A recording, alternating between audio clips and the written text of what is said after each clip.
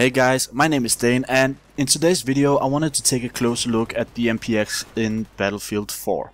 Some time ago I did a review of the MPX in Battlefield Hardline, and I thought that maybe I should take a second look at it in Battlefield 4, as I've actually never really used it before now because I disliked it compared to my other preferred weapons of choice.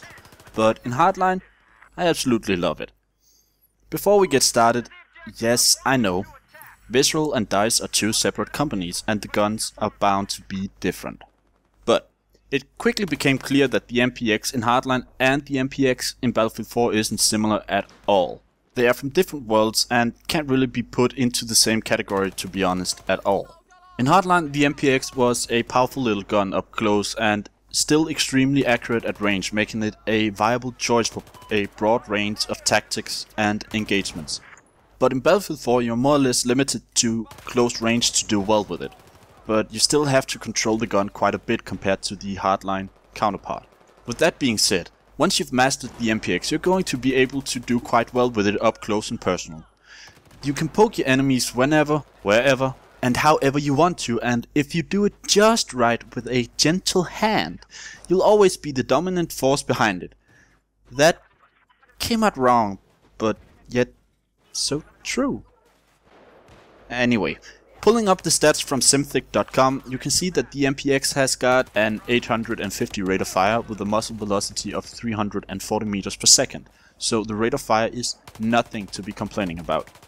The damage up close is 26, so you'll be able to do a 4-shot kill, unlike most of the weapons that have been reduced to a 5-shot kill in the weapon damage reduction patch that hit some time back. And the damage drops off to 13 at 50 meters. The magazine count is at 26 bullets, and the reload speed isn't the fastest, but not the slowest either.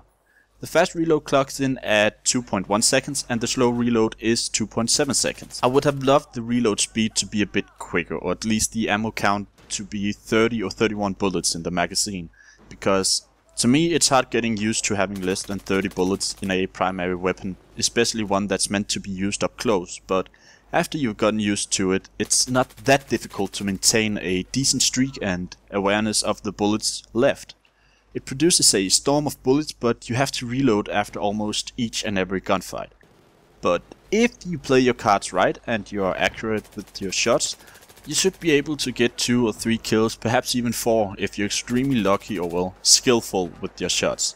Moving on to the recoil pattern, this is the place where you will see just why it's meant for close quarter combat. It's got a 0.36 vertical pull and a 0.4 left and right pull, so the recoil is all over the place, making it that much harder to predict and control.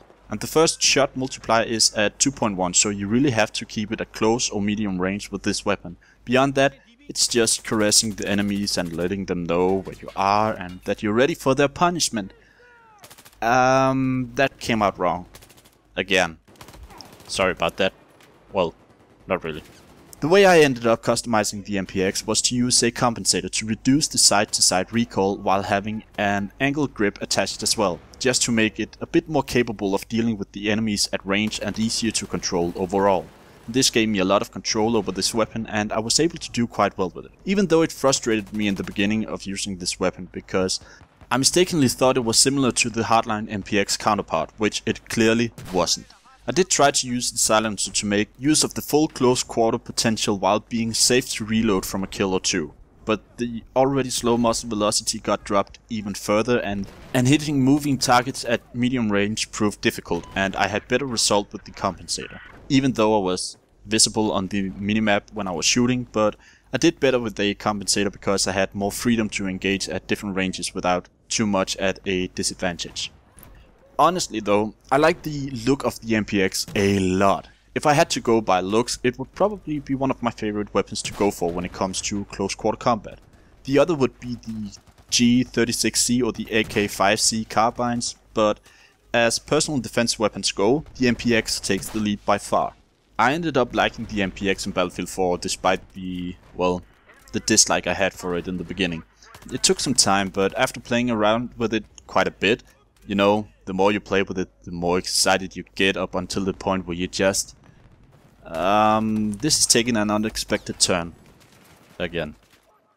Well, you get the idea. I ended up doing quite well at the end of using this weapon for a lot of matches. By the end of my recording for this video, I was able to go on amazing kill streaks, while I controlled a bunch of players by just making tactical use of cover, mastering the MPX, and then just taking them out one after another by myself.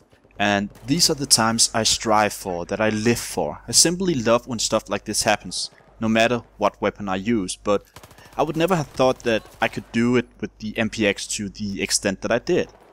The reason for me to be unsure of how this would go is because the PDWs in Battlefield 4 aren't as great in close quarters as they're supposed to be.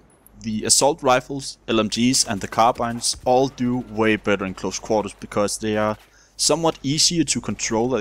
They've got higher damage, less spread, and well, overall just better up close because of the rate of fire and the magazine counts, the damage, everything. The only point where some of the PDWs take the lead is when it comes to hipfire accuracy, moving while firing, and the magazine count. A lot of the time I ended up competing with AEKs and FAMAS and shotguns or other better close quarter weapons, so even though I had some amazing streaks here and there, and I had a great time playing with the MPX overall, trust me, I still got killed a lot in between those kill streaks. But I would still recommend this weapon, even though a lot of you out there are probably using it all the time. But in the beginning I disliked it, because I had a lot of other weapons that did better in close quarters and they were easier to control, because this is really difficult to predict how it's going to fare, and you really have to be using a lot of your time mastering this weapon. But once you've got it, it pays off, trust me. So over the past few days and matches I've had with the MPX, I've grown to like it in Battlefield 4. I don't like it just as much as I do in Hardline, because in Hardline it just works perfectly, but it's still okay in Battlefield 4. Again, you still have to get used to it. So as said in the review for the Hardline MPX counterpart, it's not the size that matters. Right? Guys? Aww. Well, that's it for this time, guys. I hope you found this useful and that you enjoyed it, well, just a tiny bit. Let me know what you guys think of the MPX in Battlefield 4 versus Battlefield Hardline, which one of them you prefer the most. And is it your go-to weapon when it comes to PDWs or close quarters? I don't know, but I would really like to know. I have some other weapons that I use for this kind of gameplay, but it was fun to try something different again. So yeah, leave a comment below letting me know what you think of it, and well, that's basically it for this time, guys. Don't forget to like and share with your friends, and subscribe for more and future content on my channel. So yeah, take care, and I'll see you guys in the next one.